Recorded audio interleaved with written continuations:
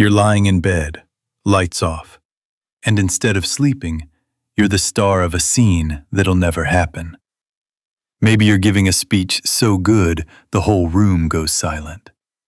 Maybe you're finally saying the thing you should have said 3 years ago to someone who still charges you rent in your head. So you run it. Then you run it again. You tweak a line, rewind, redo the whole scene with a better comeback. And somewhere in the middle of all that, you fall asleep. If that's you, there are a lot more of you than you'd guess. Researchers actually have a name for it: paracosmic thinking.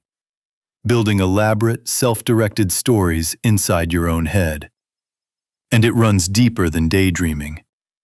That window right before sleep, they call it hypnagogia, is one of the only moments all day when the logical part of your brain goes quiet before the emotional part does.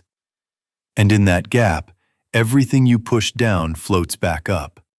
The argument you let slide. The compliment that never came. The version of you that was a little braver, a little sharper. Here's the thing. You're a story-making creature. You don't just live through things, you wrap a story around them. A main character. Obstacles. An ending. But real life rarely hands you the ending. Conversations trail off. Things go unsaid.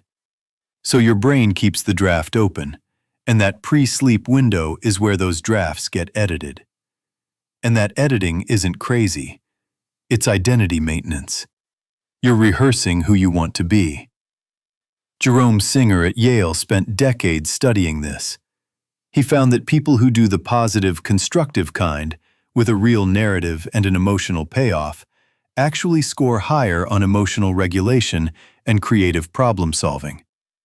So these scenes aren't a sign you can't handle reality. Often they're proof you've got an unusually rich inner world. Because here's what gets overlooked. Most of us are so busy managing how we come across, so trained to edit ourselves in real time, that the fully expressed version of who we are only shows up when nobody's watching, when the lights are off. That person in your head, giving the speech, finally being understood, isn't fictional. That's just you, without the interference. So the scenes you run every night aren't something to be embarrassed about. They're a map. They show you, with startling clarity, what you actually want. Not what you've settled for. What you want. Who you wish you were allowed to be. And after you've watched that map long enough, there's only one question left.